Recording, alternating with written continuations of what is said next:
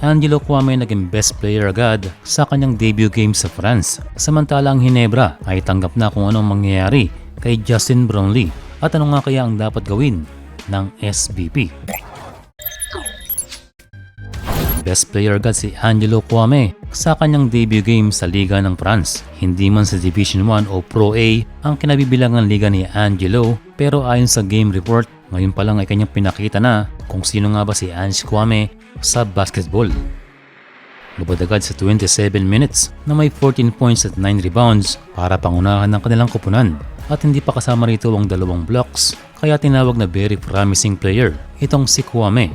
Isang magandang decision para sa kanya ang paglalaro sa France and given na rin dahil hindi siya pwede sa PBA. Hindi biro para sa Chinese basketball na hindi makuha ang ganitong medalya sa Asian Games, kaya araw-araw ay balita pa rin ang tungkol kay Justin Brownlee. Sa ngayon ay inihintay na lamang ng POC ang resulta. Pero sa nangyari sa Asian Games ay mahirap mag-expect agad ng maganda.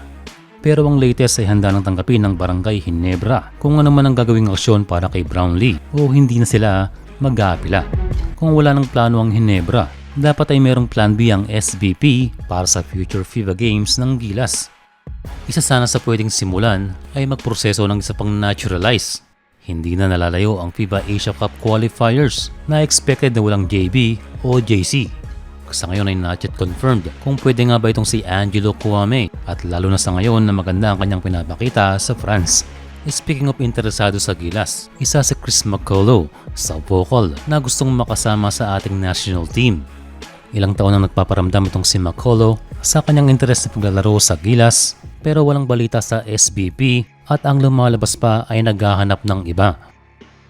Sa ngayon ay maganda ang pinapakita ni C-Mac and obviously ay naka-recover na ito.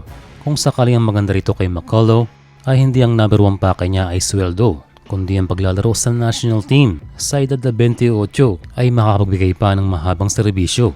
Isang 6'9" na small forward na isa ring missing piece para sa Gilas. At syempre mayroong outside game at nakakapaglaro din sa ilalim kung kailangan. Well, si Chris McCullough na siguro ang nag-iisang foreign player na naging vocal sa interes sa Gilas. Ang maganda lang sa ngayon ay hawak na ng SMC ang ating national team na kung saan ang may-ari ay ang team niya noon sa PBA na San Miguel Beermen. Sana ay makonsider itong si C-Mac dahil na rin si Clarkson ay minsan lamang available, kaya kung sakali ay kailangan natin magdagdag ng isa pang bago para lagi may available sa mga competitions.